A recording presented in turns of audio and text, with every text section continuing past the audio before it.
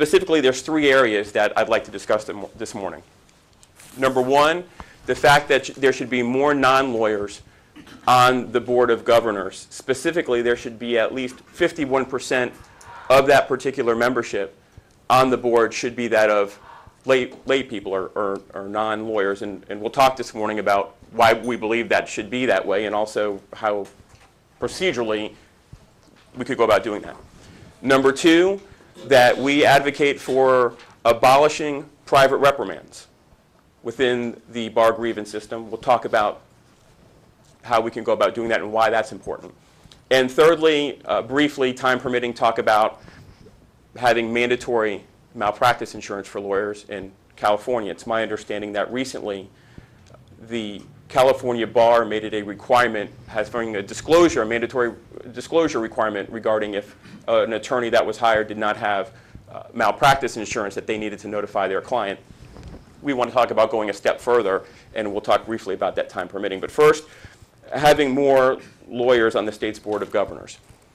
There are some that would say, to counter my earlier statement about having the majority of members on the board being non-lawyers, that, well, all the board members should be lawyers because only lawyers can really relate to the fiduciary responsibilities of being a lawyer, the trials and tribulations of what goes into the practice of law.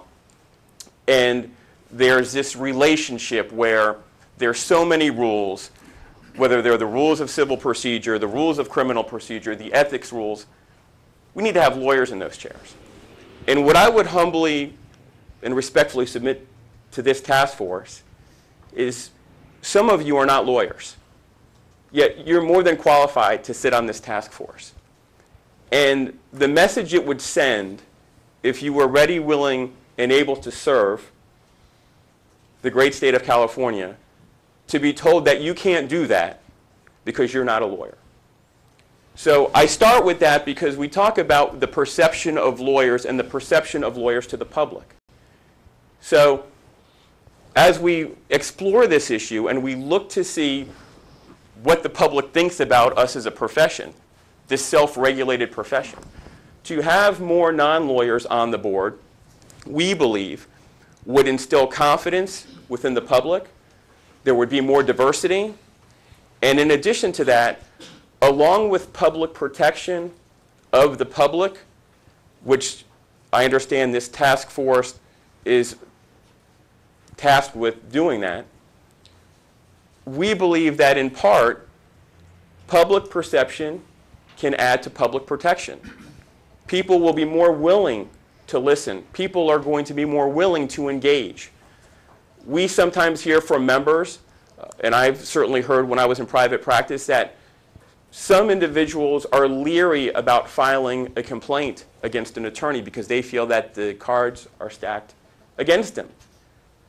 They feel that if a lawyer has done something wrong and they're going to go to a group of lawyers, if they make it that far, to talk about that, where's the neutrality? In addition to that, we think that when we look at the composition of the board and we talk about who those members are, part of the argument about not having all of the lawyers have 100% of lawyers on the Board of Governors or any disciplinary committee would be, well, again, even if they're educated, they have a certain amount of education or they've had life experiences, it comes back to being a lawyer to be on the board, whether it's all board members being lawyers or the majority of board members being attorneys, which we stand in opposition of. I would also submit to all of you, let's look at our jury system. We have juries made up of lay people that decide complex multi-million-dollar civil cases, that decide life and death situations in criminal cases. Generally speaking, the majority of jurors, if not all of them on any particular jury, are not lawyers.